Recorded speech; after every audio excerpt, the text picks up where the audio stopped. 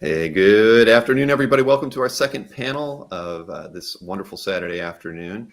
And it's my pleasure to welcome back to the show Nick Pitarra. And of course, Felix is going to be handling the interview with Nick today. And Nick's had an incredibly successful campaign fundraising thing that's been going on for the Ax-Wielder book. And it's continued to go on. And you know, I think you have to be pretty happy with where things are at so far, Nick, don't you? Oh, I don't know if Nick can hear me right now, but I think the campaign has already reached over $150,000. So it's pretty impressive, I'd say. I mean, I've been watching it since the panel that Nick and I did together. So very thrilled to see such a level of success there. Hey, Nick, can you hear us? I'm thinking Nick can't hear us. He heard me earlier. I can't hear anything. Yeah, you can. Can y'all hear me? We can hear you. It was working before we dropped out. Hang on. Take your earphones out and just unplug. Remember now? I remember we had this issue before, Nick. Yeah. When we did our panel, it took us like a minute to figure out. I think you swapped between. I know he can't hear me, but I can hear you. I can hear you. Oh, you can hear me now. Okay. Yeah. Right. I unplugged it and plugged it back in. Oh, I think that's what we did last time. I forgot. That's right. All right. Well, I'm going to get out of your guys' way, and please enjoy the panel. We already got a good turnout here for the start of it, so enjoy. And thanks, Nick, again for doing this with us so soon. But congratulations on the success of your panel. You didn't hear me say that, but I mean, you've done an amazing job with that. Both I know you've put a lot of effort into making sure that thing went off without a hitch, and I think you've got an amazing amount of support behind the project. And I couldn't be more thrilled for you, Nick. It's just fantastic. Well, I do think the interview with you was huge, and I saw you made that post on CAF for me as well, which means a lot. So I know those guys are buyers that watch the show, and so it was cool that you gave me a couple hours of your time to hawk my comic book. So I appreciate it, Bill. No, it's my pleasure, Nick. Well, enjoy the chat, everybody. Take it away, Felix.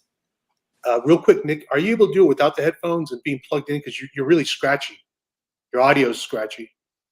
I can probably do that. Okay. That's why. Can you hear us now? I can hear you, but are you going to catch an echo or no? No echo, but it's a little staticky, the audio. So forgive us, audience, but thanks everyone for joining in. We got ML, Victor Bracamontes, Mr. Easy Go Lucky, Matt Moore, Ryan Peters, Timothy Guerrero, TAMD1, Mike Bravenek, John McCloskey, Michael Callahan, Mr. Red Jack, Jerry Schaefer. Hope I'm not missing anyone. Marcus Way, always great to see Marcus. Ron Lim, my boy. William Colosimo. Thank you. These panels are always a lot of fun to do, and Nick is just a natural for these things if you didn't already know. But he I'm sure he'd do this no matter what, but the timing couldn't be any better because we're entering the stretch run of his crowdfund campaign for his first 100% solo project, Ax-Wielder Jon, and it's really turned into a thing. It's the campaign is already a huge success, and we still haven't even wrapped things up yet. If you follow these campaigns, if you do like $50,000, it's considered a huge success, and very, very few approach six figures, 100, and Nick's already at 150. Hey, Rico Renzi. Fingers crossed, we'll go higher. Nick's been working on this, sort of under the radar in the beginning, but then started teasing stuff out on social media, and I was like, Nick, hold on, don't show so much, because now people are going to have expectations, and I know this isn't going to be out for a while, but Nick can't help sharing. But I knew it was catching on because I was in Vegas with Ryan Otley at a signing, and Ryan said, "Hey, what's going on with Pitarra? What's this Ax-Wielder Jon thing? It looks amazing." So I said, "Wow, people are paying attention. It's actually working. Him getting the art out." But my concern was, put it out too early. It's going to be, by the time it actually comes out, people may not care. But it's here we are. It's reached fruition. It's reality. So congrats, Nick. Congrats. Hey, thanks. A huge part of it is the art collecting community, having you sold 3 chapters. Regarding me showing it early, I've always been really bad about that, and publishers would get on me. But with me knowing that it was going to be a crowdfunding campaign, I knew that the more people saw, the more they realized this was going to be a real book, and the more they realized it's going to be almost done when we launched. And I didn't think you could show too much too early. It's almost like a publisher holds you back to keep their secrets about Spider-Man, but you don't know anything about Ax-Wielder Jon. So my mindset there was show as much as possible, make sure the art looks super cool, and that's what would attract people's attention. And then every time they see more art, the world just builds in their head, and they want to know, why is this guy smashing stuff? Why is he in love with the skulls and all that stuff? So it looks like it's working. And obviously, thanks to you, a big part of that was in me going with the Zoop campaign. One, they fulfilled, which I really liked. And then I knew that I could talk to them. I said, okay, well, if you want Ax-Wielder Jon, you got to work with my third-party vendors. You got to work with Felix, and you got to do these X, Y, and Z things where you couldn't do that with other platforms. And I just knew a big part of all of your guys' success that you rep, a big part of our income and a big part of our, status as top tier comic book artist comes from you. And so having that extra element tied to a campaign, I couldn't have done that with Kickstarter. So the Zoop guys were great, and you've been really great and really, really wonderful about, helping me promote the art. So I'm excited for people to check it out today. Although I do think the pages are too big to really be shown on a live stream, but yeah, it's a little hard, but I mean, we're going to give people an idea. So the way the art sale worked is if you are a backer of the campaign, you could choose a tier to participate in the art drop. The tier costs nothing. It was just an add-on to your, to whichever pay tier you selected. And we have about 180 people who selected the original art tier who are going to be eligible for the drop. I don't know how many of you in the audience that includes. I think a lot. So look out for an email from me. It'll be coming out real soon. But Nick did a talk with Bill, and this sort of follows that because I think Nick sort of talked about his career and also Ax-Wielder Jon. But this is the panel where you're actually going to get to see the art. And Nick has shown some things online. A lot of the images you've seen before, you're going to see all new stuff here. So when Nick said, the publishers tell them not to show too much, well, we're going to show too much today. Now, the way the original art works is that in the book, there's like 100 plus pages. But I'll just show you give you an example. One page is like 3 11x17 boards. So it's like, even though the book is 100 pages, it's like 300 pages of art. But we're going to sell the art as it is published in the book. So you're going to get like all 3 panels. If that's the page, that's what you're going to get. I just take these together last night so I could show them, but you'll get all 3 panels.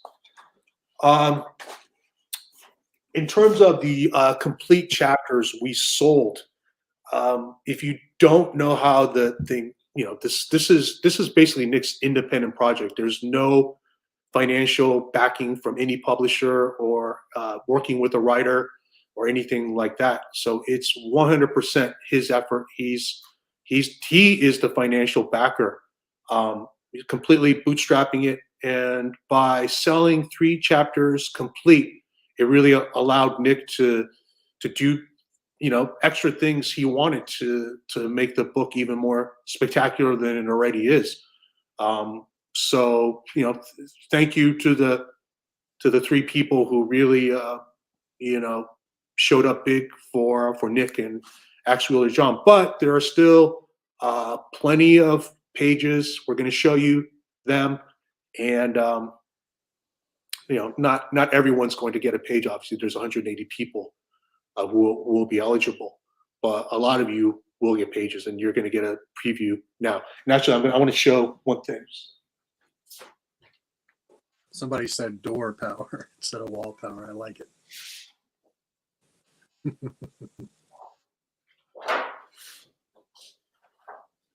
This is so you understand why this chapter is sold complete. I mean, this is just insanity. This is, check out this. This is not a double page splash. This is a quadruple. I mean, check out the size of this thing. 4 freaking 11 by 17 boards. This thing's just amazing. This comes in the middle of like a 20-page fight sequence.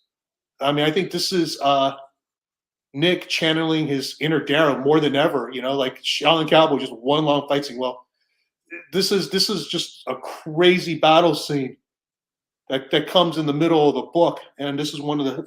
And not surprisingly, someone jumped all over that chapter. But that just gives you an idea of what this art is like, what the book's going to look like. And I just had to showcase that one because that's just awesome. I'm actually really happy that sold together because I was really proud of that action sequence, where Jon jumps off the cliff and you get to see his cape opened up with all of his axes for the first time. I was like obsessing over that action sequence for so long. So it's cool that it's all going to go to one collection, at least for a little while. You never know what'll happen to it once it's gone. But yeah, I was really happy that stayed together. Yeah, that kind of needed to stay together, that whole sequence. Okay, so I do have a question. I think it's a good question from ML. What percentage roughly of the total were the 3 chapters? About half. It's about half. Yeah, half. So there's still half available, and we're going to show you a bunch of the pages, and there's still, obviously, all the art's fantastic, so you're not really missing much. I mean, you're not going to get a quadruple page splash like that. I mean, that's the only one in the whole book. But yeah, that one was a lesson learned. That one was so big, and it took me so long to draw. I was like, and actually, so the double page spreads in the book are all just regular, but all the pages are 3. So like that one was so unwielding and taking me so long. I was like, there's no way I can do 4 every time I do a double, because there's some pretty nice double page splashes in there. So that one just happened to be the one was kind of like my test run, and I was like, it's taking forever. Yeah. So there's not, all the rest of the double page spreads are the only normal sized art in the book. So yeah. Alex Johnson asks, has the art been sold? Guess I missed a drop. No, you didn't, Alex. No, you didn't. I mean, sorry if there's any miscommunication or confusion, but the drop is coming.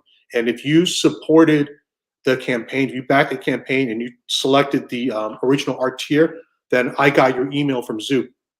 And I'll be sending out a drop announcement just to those people who selected that tier.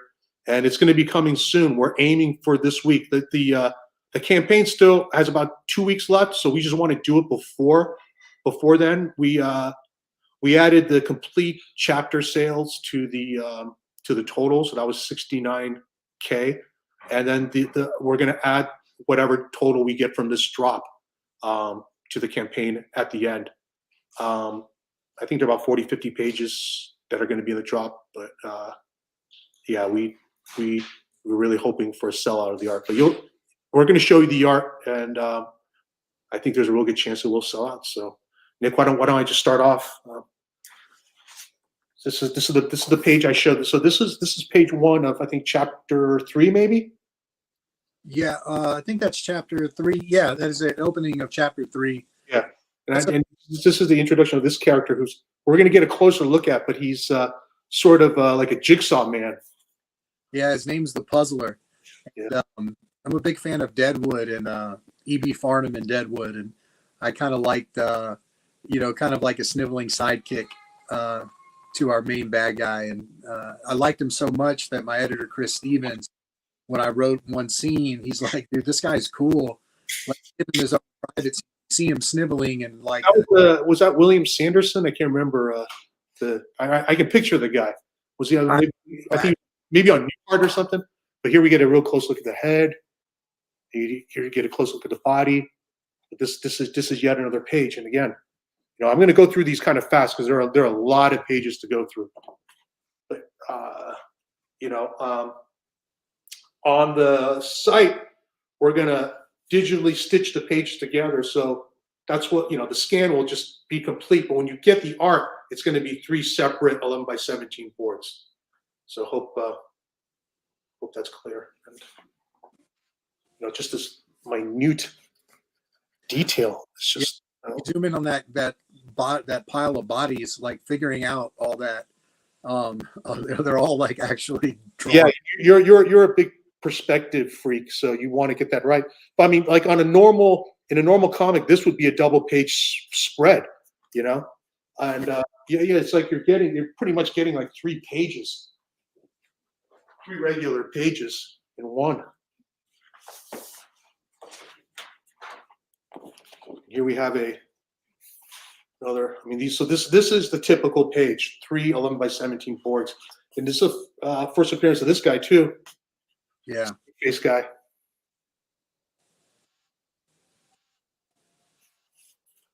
he doesn't treat him so nicely. Gives him a backhand there. Yeah. Puzzler is not such a nice guy. All right. And this page is like, for whatever reason, is actually 4 boards. Yeah, I started drawing that spider, and I liked the way he was coming out, and I didn't want to crop him, so I just said, well, I'm already taping boards together, I might as well extend it. So that was originally going to be 2/3 splash, that spider, but then there was another beat I needed in the writing, and I was like, well, I can crop it down once I'm done drawing it. But I went ahead and finished drawing it because I kind of like the drawing. So, got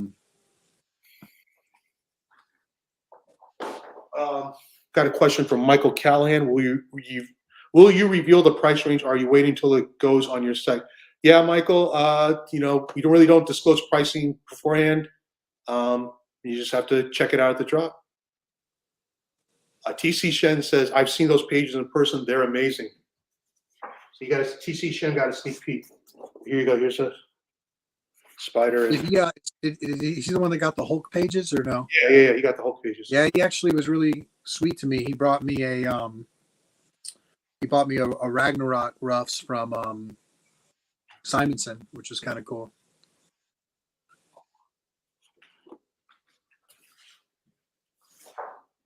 So I got those I didn't have any Simonson in my collection, so that was really nice of him. Thank you. And now we have another new character. This guy with that question mark on their hood.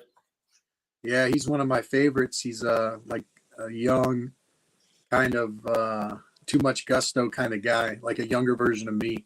So, and then he ends up being a main character in later volumes. So, with the story, I've actually plotted the whole thing out. So, I know all the volumes, all the story arcs, and all the story beats. We've worked on that for probably 4 or 5 months before I started drawing. So,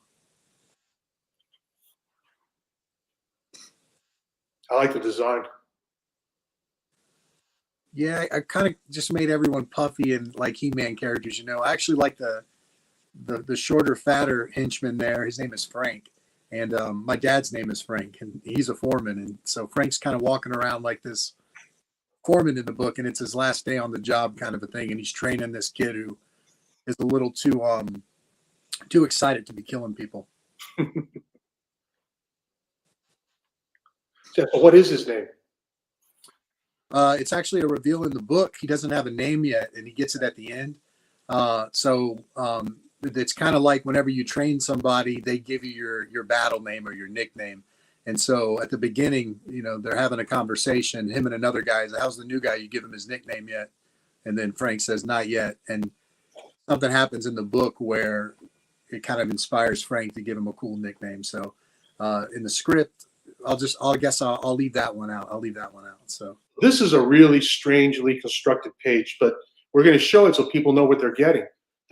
Unlike the other pages, this one is 11x14, and then you arrange the next 2 panels 11x17 the long ways. And this is the beginning of a sequence of Ax-Wielder Jon taking on this giant snake. And how does he do it? He grabs him by the fangs and starts cranking it back. But this is a really cool page. But why this odd shape?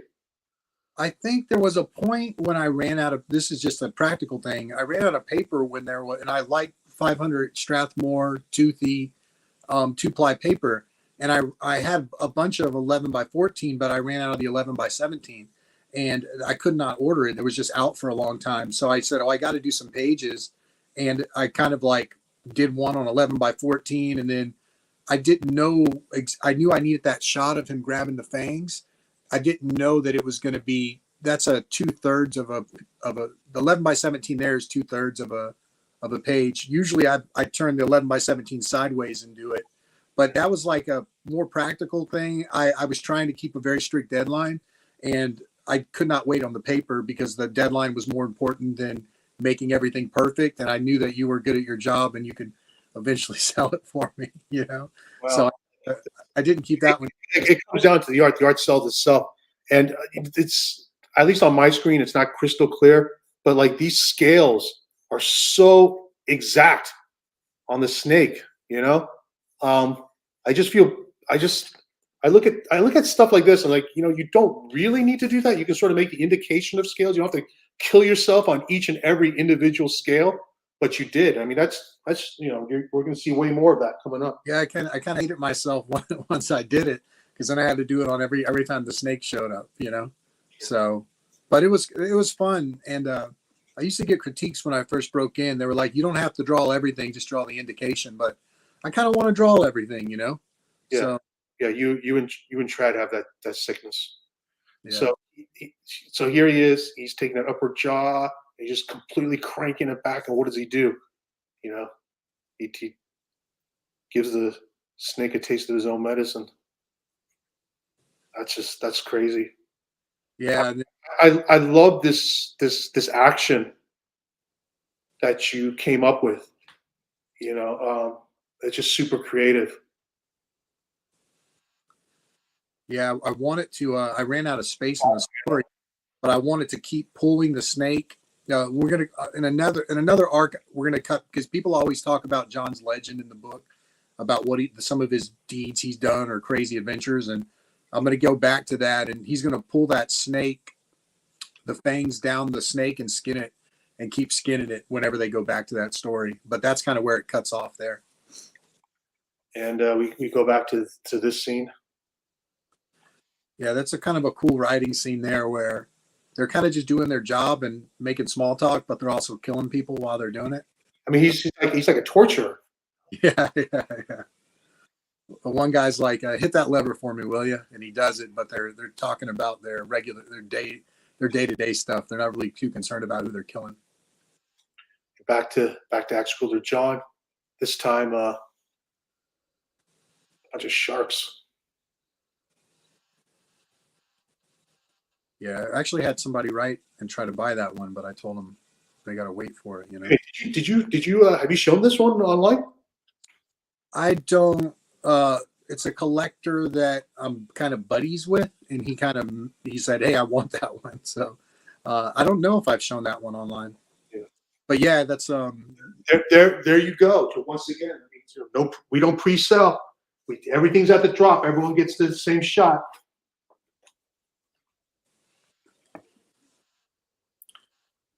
And here he is. Yeah, so the legend in Jon is that he's cursed to fall in love with the skulls, so he's always stopping and counting them and talking to them, and he's lost his mind, kind of thing. And he fights I call him the butthole monster in the script. He doesn't really have a name, but I really like the idea. I was watching Discovery Channel, and you'll see like these big whale carcasses on like the Pacific coast, and there'll be sharks coming out and eating them, but the National Geographic cameramen will get on the shark carcass and start taking pictures. And I'm like, how crazy is it that you're on the thing that's getting eaten? And there's a moment where Jon gets to relax after he's killed a bunch of guys. And I thought there's that shot where he's bobbing down the river, if people have followed the art online, and he climbs onto it, and his moment of rest, when everything's calm, even then there's stuff eating his safety net out from under him. I just wanted there to be panic and tension the entire time through his narrative. So that was the mindset. So I planned that since the beginning, that whole sequence of him fighting people in air and killing a bad guy, and then using his carcass as a boat, that was getting eaten out from under him. So we got this page, which I'm going to point something out on this page in a sec. This is a cool page. It's got multiple characters on it. And this is the Cyclops guy. What's his story? It's Horace. He's like the main strong man of the castle. He's like the muscle of the castle. He oversees everything, and he's my editor's favorite character. If I've shared the third cover that's painted by Dos Pastoras, and his arc is a B arc, but it turns into an A arc later on, in a different volume. So he's one of my favorite characters in the book. He's like this 30-foot tall Cyclops with 6 arms. And something about that page is I drew the main bad guy. That's his actually reveal at the bottom there, Lord Fang. And he's this. That's what I was going to get to. That's first appearance of this character. And again, not very clear, but the character's name is Lord Fang. Nick's been teasing this character on social media for a while. And Nick, I get more people asking me about Lord Fang art than even the Ax-Wielder Jon art. Yeah, a lot. And so the upshot is the Lord Fang art wasn't in the complete issue. It's actually going to be available in the drop, and I'll show you in a sec. And I got to give a shout out. I have a buddy I call him my assistant editor. His name's Spencer Clausen, and Lord Fang was only kind of vaguely talked about in the first volume. This was a year ago. And my buddy's like, you need to show Lord Fang. You got all these cool designs for him. You need a scene where we're introduced to him. So there's only 3 pages. I kind of like that Inspector Gadget thing where you don't overly see the bad guy, like just hint at him. But then my buddy was like, are you crazy? This design's awesome. You need to work a scene in. So that scene was kind of plugged in later. And then it definitely has the best reaction to the book is the Lord Fang reveals. And you have to hint a little at the bottom and then pull back and you get the full reveal. And this is sort of a traditional double page splash. This is just 2 boards, but you get the whole character here. Yeah, I know you're like people who follow your work have been super inspired by this. Like some guys even done a 3D rendering, right? Full on 3D rendering of that drawing. It's amazing. Like the guy's an incredible 3D artist, and it's actually printable. It's an STL file, but it's so much detail. I don't know how it can print, but there's really high end resin printers that could print it. But when I was first drawing that, I was thinking that there's no way they could ever make a toy of this thing because it's like the detail on the scales and stuff. I spent forever on it. Like the pins I use are these really tiny 003 pins. You can keep the art on him, but they're like super tiny pins. I mean, you just can't even, It just looks gray. Yeah. On the screen, but those are actually all clean line style textures and bumps. Yeah, and I'm huge Nick Pitarra art fan. I think I told this story too many times, but Felix Comic Art exists because I'm a fan of Nick Pitarra's art. I will say this is the nicest art you've done, and this is just, it's clean. It's just so perfect, Yeah, I'm really proud of how my style developed. So much of you is in the art. Yeah, I'm proud of. Like I knew I needed to do this if I was going to launch my own writing career, and I'm getting close to 40, and I really want to make this geometric leap as far as my art ability goes, and I really want to create a system where I could provide for my family, but also do the level of art I want, not just do it quickly to make a paycheck, but really just go as detailed as I can and try to make an evergreen book that people could read and enjoy for forever. Kind of like, not that I'm Art Adams, but I always wish Art Adams would stop and just do sequentials, instead of doing all those covers and side work. And I was like, if he just did a book a year or a book every 2 years, it would be an evergreen forever, just like his annuals are, for people. And so I was like, with Ax-Wielder, I was thinking, why not make every step something, instead of complaining or critiquing, you do it with your own work. And so a big part of this was thinking about the future of funding, projects and potentially crowdfunding, things that I like. Like I don't like holding my art back. I like showing it off. Well, can I utilize that to build an audience before it launches cold? And I've had it, like you said at the beginning, I've had a lot of people say, why are you showing all this stuff? One, they don't know the story or how cool I think it is. But two, I do think it built an audience. So I'm trying to take my issues with comics and turn them into positives instead of negatives. And one of those is like, can I make an evergreen book a year and build a character that, like, just like, Jeff Darrow's kind of friendly with me now. He called me recently and he was really nice. And he's like, Shaolin Cowboy represents him, Hellboy represents Mignola. Can I project out at this Ax-Wielder Jon character and make him represent me? And that was the goal, a big goal with the book. And I want my art to be as strong as possible if I'm going to write, because one thing we do as comic book artists is we launch other people's writing careers. Well, we can do that too. We can launch our own writing careers if we so wish. Like I'm sure I would be tickled to work at someone at my level if I was starting out as a comic. So I knew I was going to draw it the best I could. And that was my goal when I started out. You showed me the script pretty early on. And I'll be honest, I'm always a little skeptical when artists are going to be writing their own material. But you just completely blew me away. You Ax-Wielder Jon, also reading Cliff Chiang's Catwoman. Like where did this come from? Like the Ax-Wielder Jon stuff, like the humor. I mean, that I expected. But the intricacy of the storytelling and just how well developed everything is. The characters all have unique voices.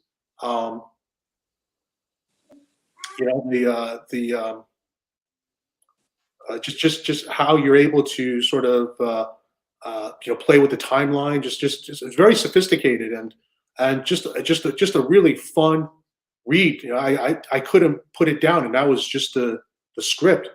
So congratulations. But anyway, more Lord Fang. Yeah. Now that was the third page, and I think that's actually bigger than all the other ones. That's actually the coolest. If I was picking, that's the coolest page left of all the pages, because that's. I mean, you can zoom in. I was always sitting on this design in my back pocket, but his eyes there. He's got spiders for eyes. Yeah, spiders for eyes.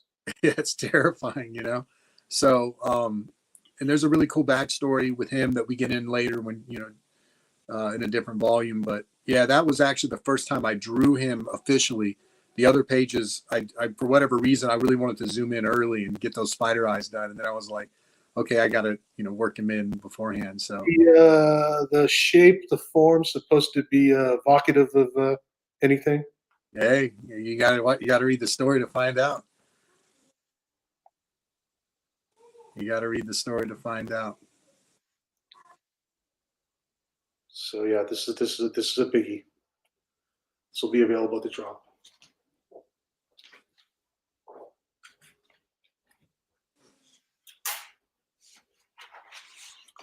Then we jump into this scene. There's like a whole slew of characters. It almost reminds me of like the bounty hunters from Empire Strikes Back. Yeah, there's a real fun scene with those guys, and that scene I set up for a specific reason, plotting wise, and kind of Frank and his sidekick, who doesn't have a name yet, they're kind of forced to go down and take it in a delivery. And in that particular scene, all those characters there, they're going to get in a scuffle with these guys. But later on, book 2 starts, we'll see those guys again. They have a very short sequence there, but I kind of go back in time when I open the second book, and so we'll get to introduce those guys. So is this going to be a main character, the guy riding the dinosaur creature? All of those characters will be back in the book. When you read the sequence. All right. We actually have a question from Michael Callahan. So are you saying this will be the first of many Ax-Wielder Jon books? Yeah, I try to make each story kind of complete, but the way it works is this. For the next 2 years, I'm going to do the next 2 volumes, and they're all going to be oversized hardcovers. The complete story of Jon kind of ends at book 3, but there's characters that are near and dear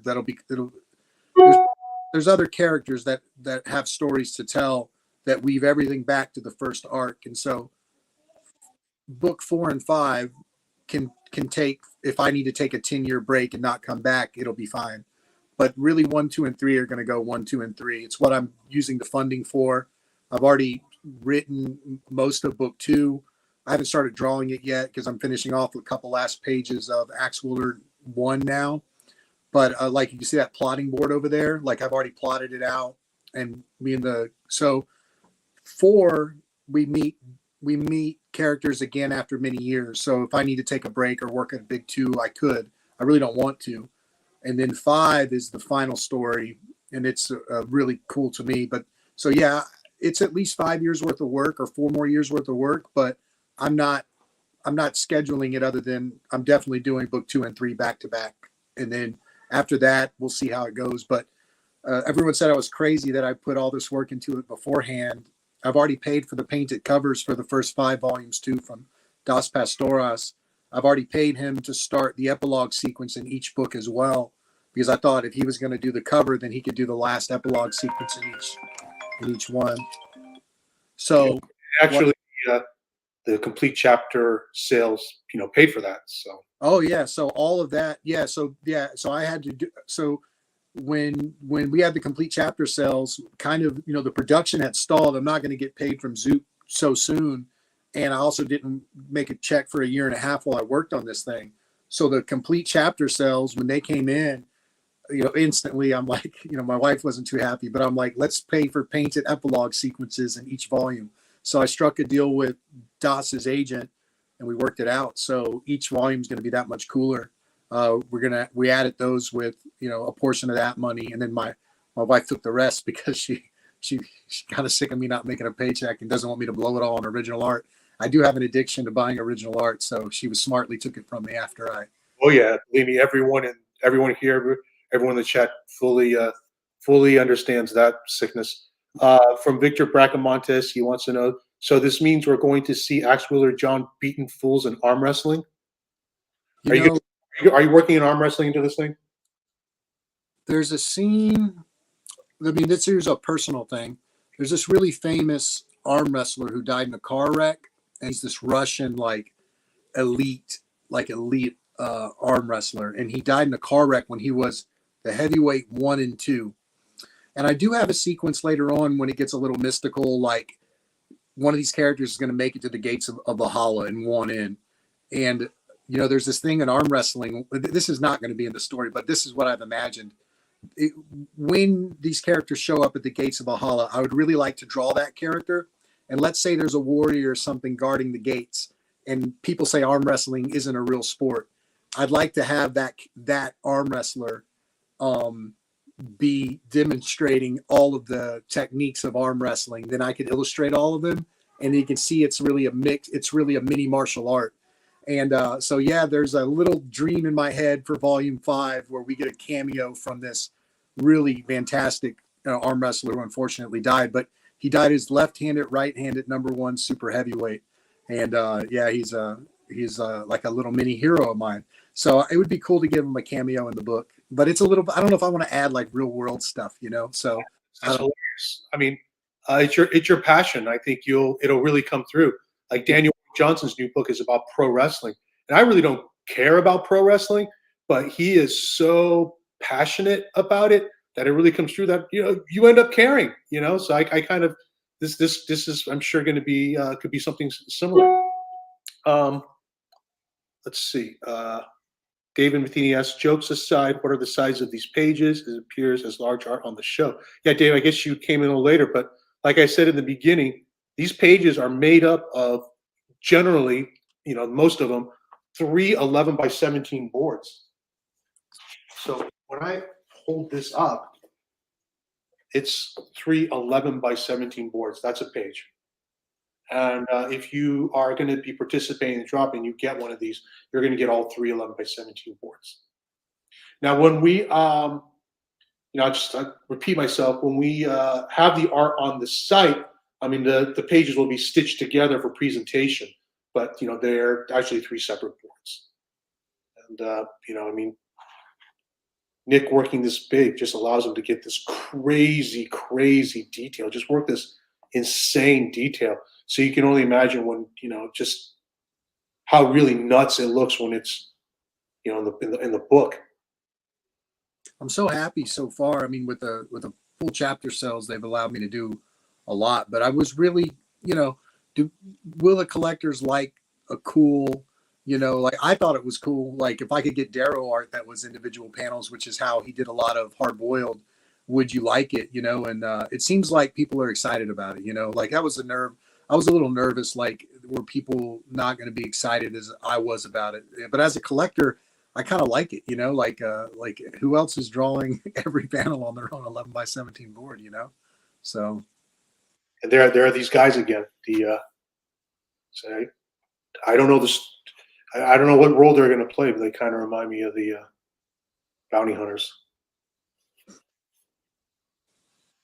That's a scene that I really like too.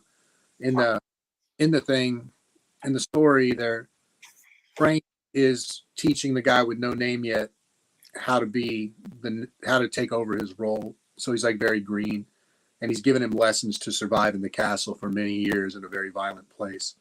And basically, he's telling him don't get in fights, and the kid doesn't like hearing that, and don't do this because the kid doesn't want to hear this. But those bad guys on the bridge, they're like laughing at Frank. And so Frank turns around and says, "Hey, kid, you want to know the third lesson?" And he's been holding back on it because the kid's got too much gusto, too much fire. He doesn't really want to tell them the last lesson. And the last lesson is if you're going to fight. And the kid says, yeah, what's that third lesson, Frank? He's, if you're going to get in a fight, be first. And then you turn the page. And then I think you got the double page splash next. And then, all hell breaks loose. We got a question from Stanley. Have you arm wrestled Felix yet? Yes, Stanley, but only left-handed because I didn't want to wreck his drawing arm. Destroyed him. But yep, here's the double page splash. And this is a traditional double page. That's what I mean with the double page splashes in the book. They're traditional size. Once I did that 4 times size one, I was like, I can't do that again. It's just unwieldy, My drafting table is only so big. So on those, I still use the tiniest ink pens, the 003 micron, but they're traditional size, which was a lot easier to work on. They're actually the double page spreads, even though I think they're nice, they were actually the fastest things I got to draw on the entire thing, So our boy with no name has been carrying this hammer around, throughout his appearance, and here he is, Yeah, he's been waiting to use it the whole comic. So I mean, it's a little spoilerly there, but yeah, the delivery goes sideways. You know what I mean? So, and all the characters are going to be main characters in the arc. They're not all focused on, but he's going to be one of the most important characters in the whole thing. Like this brickwork in the castles, totally Quietly. Oh yeah, Quietly's the man.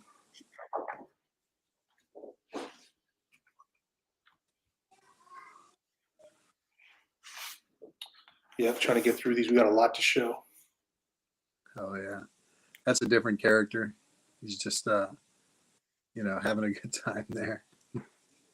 Another first appearance. All these crazy characters. Yeah. Quite a cast of characters you got in this thing. All right, we might be coming up to a spoiler. Maybe just be careful. It's the floaty. Can you show it? The floaty. What's that one again? Give me some. This one. No, that's not a spoiler. That's actually one of the best shots of Jon. And there's another page of him, at least inked wise. I really like that where Jon is passed out, and now he kind of passed out after all the fighting, and the barge he was on is now almost eaten by sharks, and they're almost at him. So, yeah. Yep.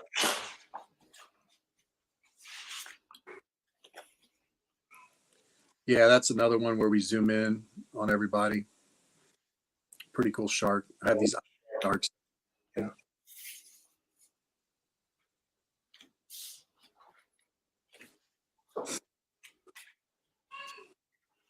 And we get this shot again.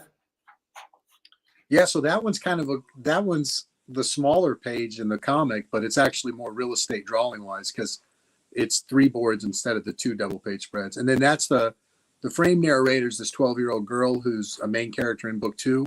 And she introduces the book, which I think you've shown, right? Yeah, I've shown that, but I just recently showed that page because we got it colored. But that's the first time you see her face. Like we see her from behind, and then you see the frame narrator is actually kind of in the narrative. So I didn't, when I was working on the plotting, I didn't think it was so complex, but a lot of people say like it's like a really complex plot, like the way the plots weave, the A and B plot weave and stuff. And so it's just how it exists in my head, and getting it out on the page. I didn't really think about it being a layered plot, but I do think it is, with a frame narrator and a couple of things that twist and whatever. So it's been cool to hear the positive reviews. That's the shot where he gets his name and he loves it and they shake hands. I won't spoil his name, whatever it's going to be.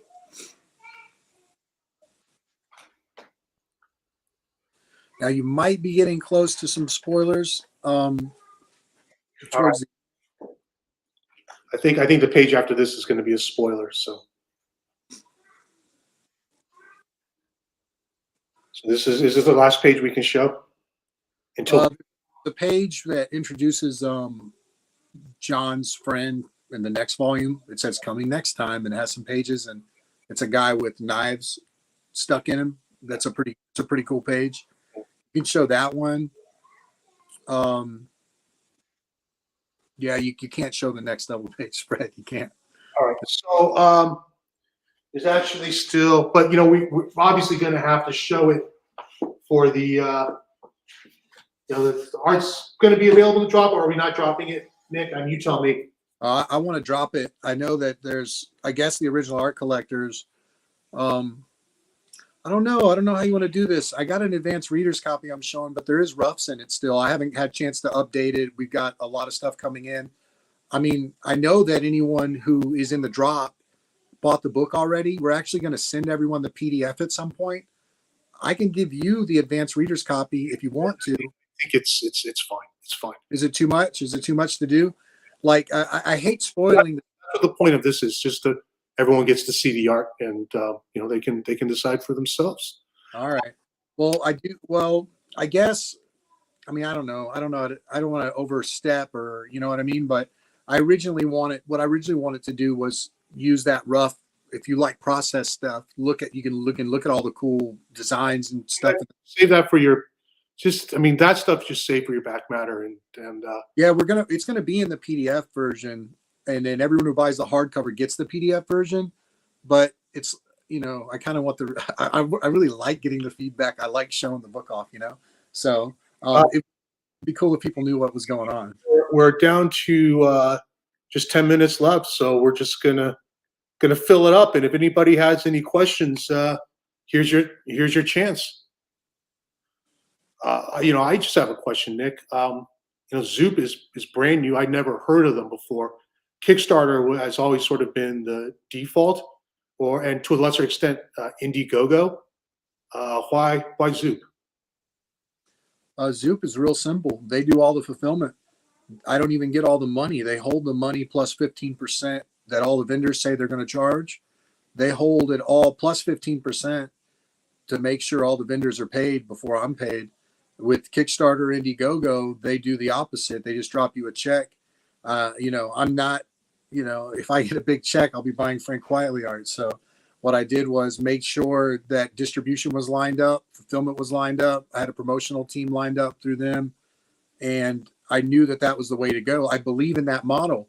Did I trust that their market footprint was big enough? Not necessarily, but I did believe in the model. And going back to how I wanted to handle this, instead of having frustration with the industry, if I see something that I believe in, kind of like when I first went with you, everything you thought about collecting and what you knew about the market made complete sense. But here I was with a different rep, and they got all these big guys. But I said, it just makes more sense. So make those steps and be a little brave. And with Zoop, they made it extra scary because Kickstarter saw it, reached out. I talked to their head of publishing, their head of marketing at a big call, and they offered me the Projects We Love spot for the whole time. And that's a $100,000 spot. So now I had to go back, and I remember calling you about this. And the funny thing, you had the same advice everyone else had. It's like, You don't know Zoop anything. You got this great spot. Come on. But I was like, I can't go against my word. It's just like I'd already told them yes. I didn't want to feel like I wasted their time. And I did believe in their model. So I was like, that's it, man. I was like, I thank you, Kickstarter. If I need you one day, maybe we could work together. But Zoop's the way for me because I believe in them all. I called Hickman up, and Hickman said that he was going to use them. He's like, oh, Zoop, I'm talking to him too about doing my Substack stuff, my 3 Worlds, 3 Moons stuff. And I said, okay, well, I'm going to do it, man. And he said, I'm going to do it too then. So we kind of decided together on the phone. And then I went back to Zoop and I was like, hey, this is what I'm passing up. So we got to make this work. So whatever I need from you guys, you got to jump through those hoops. I need you working with Felix. I need you making a Felix tier. I need you getting my toy stuff set up. I need you making the prints I want. And they've bent over backwards like I thought they would when I went with the new company because they wanted a book that looked really cool, I think. So they've been awesome. And their name's Jordan and Eric. And if you're a pro or a pro level guy, they're looking for top guys. And yeah, that's kind of how I settled on Zoop because they do the fulfillment. All I got to do is create the book and turn it in. They got me a great printer. They know about all the shipping delays overseas. So we're going with a really nice Canadian printer. So we don't get the freight problems that everyone's having right now with their books. Just a lot of stuff that I couldn't do when I needed to draw or get my stuff done. So if I know it's a new site for readers, but it's a site that actually has customer service that actually holds the money to make sure this stuff gets fulfilled. So you should feel more secure than just giving it to a creator that's in over their head. That's the best way I can explain it. Great. So here's a question, I think, directed at me. Have you explained how the art drop process is going to work? From Doug C. Doug, if you, I explained this earlier, if you are a backer and you selected the art tier, then you will be eligible to participate in the drop. If you did do that, selected the art tier, then Zoop collected your email. They sent me your email address. I will send an email announcement with the drop time to everyone whose email I received from Zoop. If you followed me otherwise and know how we do a drop, the day before the drop, we'll let everyone on our mailing list who subscribe to our newsletter know the drop time. And at the drop, it's first come, first serve. If you add the art to your cart, that does not mean you got the art. All your requests have to be submitted through the site. The site timestamps your request. And in the case of multiple requests for the same art, the first request that was timestamped gets the art. And Bill Cox is my admin. He'll verify all of that. And pretty simple. So I think most of the people in the chat have participated at the drop, and it's sort of win some, lose some, but everyone gets a chance. I can vouch for that too because I'm a huge Seth Fisher fan, and obviously Felix reps him or some of his art for his family pro bono too, which is really nice of Felix. But I was like, hey man, I'm making this connection. I got to get that art, and Felix did not give me the hookup on the art. I did not get all the pages I wanted, so I can vouch for that. He's called. Follow-up question: is drop exclusive to backers, or is everyone on your email list included? Ron, again, drop is exclusive to backers only. So there's like 180 people on that list, and they are the only ones who are going to get the email, not the thousands and thousands who are otherwise on my mailing list. So hope that answers that question. Anybody else have any questions? Tim L makes a observation. Nick knows how to name drop. Yeah, does a good job of that. Always. And he also says it's amazing the logistics you need to go through as creator for this project, any project. Yeah, Tim, you have no idea. I mean, Nick's kind of underselling everything he's had to do. I mean, like the financial backing of it is almost elite. I mean, it's important. Obviously, not going to happen without it, but it's sort of the least of it. Just all the people, you have to manage that you're on your own now. Like for example, the like working with a colorist, and the more people you work with, the more challenges and more headaches there are going to be, and that's just the reality of it. Yeah, you have to put a publisher hat on. Recently, but Mike Garland's been doing beautiful work, but I'm so detailed. It's taken him so long that, and our deadline for the printer is, we've already paid for our spot. We can't miss it. So as he's been slower, I'm bringing in another colorist that I've worked with that Mike's going to oversee. So it's stuff like that where usually I'd be super precious, but now it's like it's about managing and being an editor almost. So yeah, it's a learning.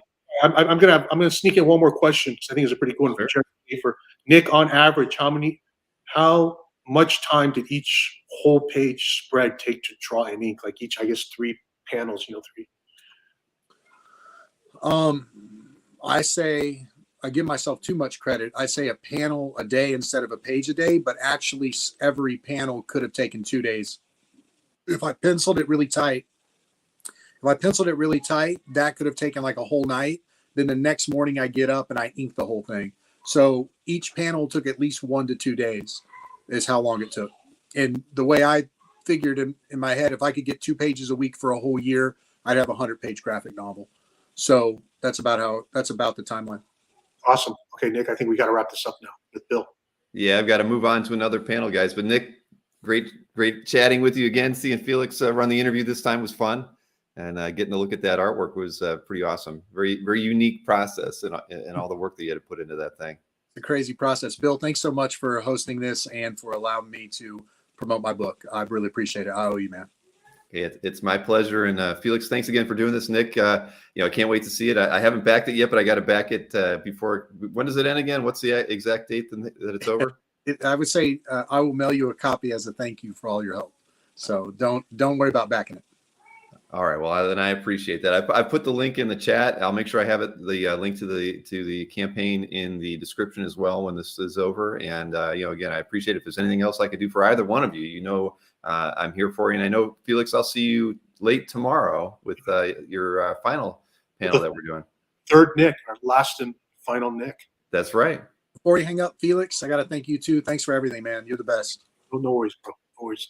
Thanks to everyone in the chat. It's always fun. Always fun with that crazy participation. Thanks a lot, guys. All right. See you at the next